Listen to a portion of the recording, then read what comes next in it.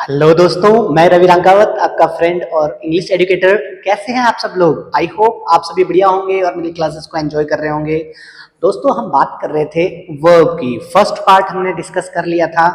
हमने वर्ब को फाइनाइट और नॉन फाइनाइट वर्ब में डिवाइड किया था और फाइनाइट वर्ब के बारे में हम डिस्कस कर रहे थे। तो चलिए आगे बात करते हैं। फाइनाइट वर्ब को फिर हमने दो भागों में बांटा, ट्रांजिटिव वर्ब और इनट्रांजिटिव वर्ब। ट्रांजिटिव का मतलब मैंने बताया आपको सकर्मक, यानी कि जिसमें कर्म होता है, मतलब जिसमें ऑब्जेक्ट होता है वो ट्रांजिटिव वर्ब कहलाती है, और जिसमें ऑब्जेक्ट नहीं होता है वो इनट्रांजिटिव वर्ब कहलाती है। कुछ रूल्स हमने डिस्कस कर लिए थे। चलिए आगे बात करते हैं। जैसे जनरली सेंटेंस में पहले इनडायरेक्ट ऑब्जेक्ट, कोई भी सेंटेंस अगर लिखा जाएगा तो पहले उसमें इनडायरेक्ट ऑब्जेक्ट आएगा और उसके बाद डायरेक्ट ऑब्जेक्ट का यूज होता है। लेकिन टू या फोर प्रीपोजिशन लगाकर हम इनडायरेक्ट ऑब्जेक्ट को बाद में लिख सकते हैं। कैसे? बात करते हैं ऐसे, जैसे the teacher taught us maths. अब देखो, मैंने आपको ऑलरेडी बता दिया है कि डायरेक्ट ऑब्जेक्ट क्या होता है और इनडायरेक्ट ऑब्जेक्ट क्या होता है। यस, डायरेक्ट ऑब्जेक्ट होता है वर्ब में क्या लगाओ और प्रश्न करो, और इनडायरेक्ट ऑब्जेक्ट होता है वर्ब में किसे लगाओ और प्रश्न करो। इनडायरेक्ट ऑब्जेक्ट जो होता है कोई ना कोई पर्सन होता है, कोई ना कोई पर्सन होता है, कोई ना कोई व्यक्ति होता है। इनडायरेक्ट ऑब्जेक्ट जो है कोई ना कोई व्यक्ति होता है। डायरेक्ट ऑब्जेक्ट जो है कोई ना कोई थिंग या नाउन होती है। ओके, बात समझ में आई क्या? वर्ब के साथ जैसे कैसे? जैसे टॉट, पढ़ाया। क्या पढ़ाया? क्या पढ़ाया? वर्ब के साथ हमने क्या लगाया? क्या पढ़ाया। तो क्या पढ़ाया? तो मैथ्स। यस, तो ये मैथ्स तो क्या हो गया? डायरेक्ट ऑब्जेक्ट हो गया। ओके, हो गया क्या? और किसे पढ़ाया? अस, हमें। तो ये हो गया हमारा इनडायरेक्ट ऑब्जेक्ट। बात समझ में आई के? पहले क्या लिखें? इनडायरेक्ट ऑब्जेक्ट लिखें, बाद में क्या लिखें? डायरेक्ट ऑब्जेक्ट लिखें। ओके, लेकिन क्या बोल रहा है? फोर और टू और फोर लगाकर हम इनडायरेक्ट ऑब्जेक्ट को बाद में और डायरेक्ट ऑब्जेक्ट को पहले लिख सकते हैं। जैसे the teacher taught maths to us. अगर इनडायरेक्ट ऑब्जेक्ट वाक्य में डायरेक्ट ऑब्जेक्ट के बाद में लिखा जाए, डायरेक्ट ऑब्जेक्ट ये रहा, पढ़ाता है। क्या पढ़ाता है? मैथ्स। तो ये डायरेक्ट ऑब्जेक्ट रहा। क्या का उत्तर?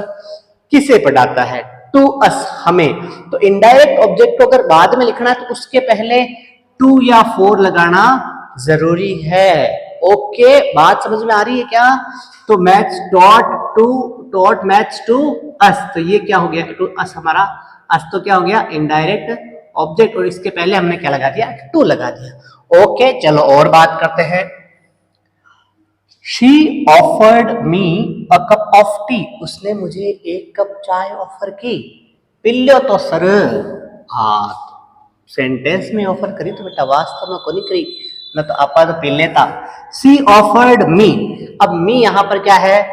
इनडायरेक्ट ऑब्जेक्ट है ना? भाई व्यक्ति की बात कर रहे हैं, इनडायरेक्ट ऑब्जेक्ट कोई ना कोई पर्सन या व्यक्ति होता है। Okay, A cup of tea, ये क्या हो गया? डायरेक्ट ऑब्जेक्ट हो गया। क्या ऑफर किया? एक कप चाय। ये चाय वाले बड़े पॉपुलर हो रहे हैं भाई आजकल, है ना? She offered a cup of tea, ये डायरेक्ट ऑब्जेक्ट जो है पहले आ गया। अब इनडायरेक्ट ऑब्जेक्ट को बाद में लिखना है तो इनडायरेक्ट ऑब्जेक्ट से पहले क्या लगाना पड़ेगा? टू लगाना पड़ेगा। क्या लगाना पड़ेगा? टू, और ये बाद में क्या हो गया? To me, indirect object. तो ध्यान रखना है कि डायरेक्ट ऑब्जेक्ट को पहले लिखा जा सकता है, इनडायरेक्ट ऑब्जेक्ट को वाक्य में बाद में लिखा जा सकता है, लेकिन पहले क्या लगाना है? टू। और फॉर एक और एग्जाम्पल देखो, क्या देखो?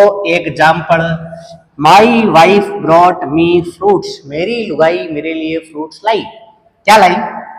ब्रॉट यानी लाई। क्या लाई? फ्रूट्स। तो ये क्या हो गया? Direct object. किसे की खातर लाई? मारा खातर, मी, है ना? अरे बहुत समझदार लोग है ये भाई साहब, हर आदमी यही लागे, है ना? My wife brought fruits for me. अब देखो क्या किया हमने, ब्रॉट लाई, क्या लाई, फ्रूट्स। तो ये डायरेक्ट ऑब्जेक्ट हमने क्या किया, पहले लिख दिया। अब बचा क्या, इनडायरेक्ट ऑब्जेक्ट बचा है। तो इनडायरेक्ट ऑब्जेक्ट मेरे लिए तो क्या लगाया हमने, फॉर लगाया और मी लिख दिया बाद में। ये हो गया हमारा इनडायरेक्ट ऑब्जेक्ट। बात समझ में आई क्या? चलिए अगली बात करते हैं, नहीं अगली नहीं अच्छी बात करते हैं।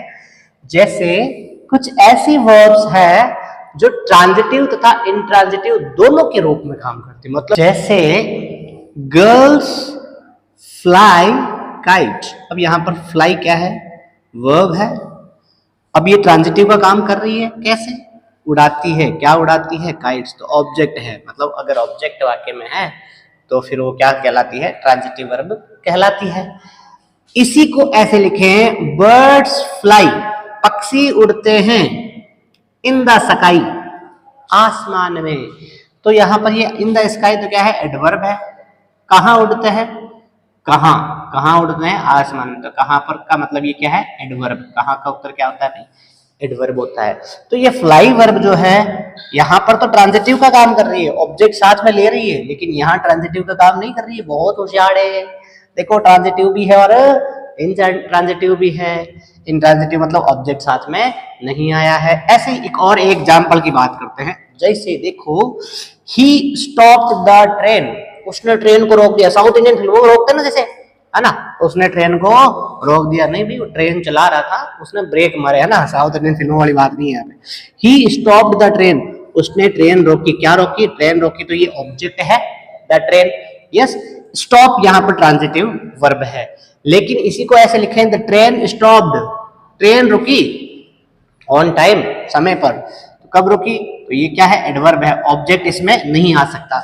अब इस सेंटेंस में अगर आगे ऑब्जेक्ट जोड़ना चाहें तो ऑब्जेक्ट नहीं जुड़ेगा, तो इसलिए इसको क्या कहेंगे, इनट्रांजिटिव वर्ब कहेंगे। क्या कहेंगे, इनट्रांजिटिव वर्ब। और यहां पर ये वर्ब कैसी है, टी बोले तो ट्रांजिटिव वर्ब। ओके, चलो एक और एग्जांपल की बात करते हैं। आई फील कोल्ड, माने सी लागो, काई लागो, सी लागो, मुझे ठंड महसूस हो रही है। तो यहाँ पर ये ऑब्जेक्ट है, मतलब फील यहाँ पर क्या है, ट्रांजिटिव वर्ब है, महसूस करता है। क्या महसूस करता है, कोल्ड महसूस करता है। हाउ डू यू फील, आप कैसा महसूस करते हो क्लास लेते समय, बोरिंग और इंटरेस्टिंग। तो फील यहाँ पर क्या है, क्या है, इनट्रांजिटिव वर्ब है। अब इसके साथ आप कोई भी ऑब्जेक्ट जोड़ना चाहो नहीं जुड़ेगा, इधर जोड़ना चाहो जुड़ जाएगा।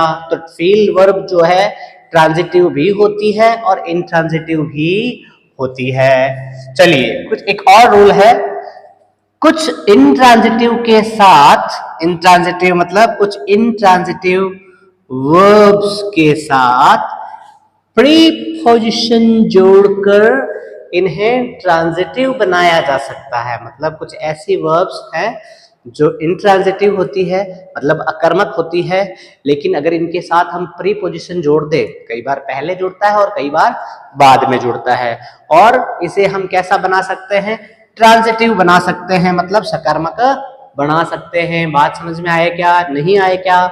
इधर देखो, मोहित लाफ्स, मोहित हंसता है।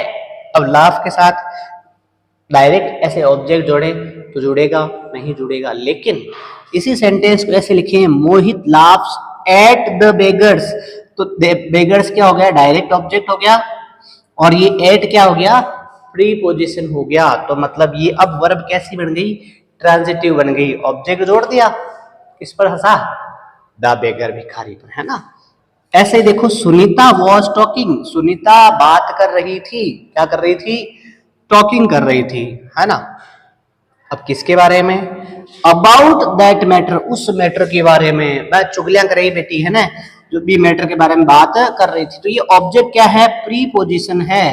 यस, और ये ऑब्जेक्ट जुड़ गया तो टॉकिंग, ये जो इनट्रांजिटिव वर्ब थी ये कैसी बन गई, अब ट्रांजिटिव बन गई। अकर्मक थी सकर्मक बन गई। सकर्मक मतलब जिसमें कर्म साथ में हो, अकर्मक मतलब जिसके कर्म फूटे हुए हो, मतलब कर्म हो ही नहीं, है ना, मतलब ऑब्जेक्ट ना हो। बात समझ में आई क्या? चलिए एक और बात करते हैं, India must overcome the terrorist. अब देखो यहाँ पर कम जो है वर्ब है, कम के पहले हमने जोड़ दिया प्रीपोजिशन। कई बार ज्यादातर तो बाद में जोड़ते हैं वर्ब के, यहाँ पर भी हमने बाद में जोड़ा, सॉरी वर्ब के बाद में जोड़ा प्रीपोजिशन, यहाँ पर क्या किया वर्ब के पहले प्रीपोजिशन जोड़ दिया भाई, सॉरी इधर नहीं, इधर ये वर्ब है कम और कम के पहले क्या जोड़ दिया हमने ओवर। तो अब यहाँ पर क्या है प्रीपोजिशन है ये, तो ये क्या हो गई इंट्रांजिटिव वर्ब हो गई। तो ये कुछ रूल्स हुए भाई अपने ट्रांजिटिव और इंट्रांजिटिव वर्ब्स के। अगले वीडियो में हम और कुछ रूल्स डिस्कस करेंगे। टिल देन मेरे साथ बने रहिए। अगर मेरा वीडियो पसंद आया है तो लाइक कीजिए, शेयर कीजिए और सब्सक्राइब कीजिए। और अगर कोई बात समझ में ना आए दोस्तों तो कमेंट करके मुझसे पूछिए, मैं थाकी सोगन कमेंट को जवाब दूं, पक्की बात है। Thank you so much, have a nice day everyone.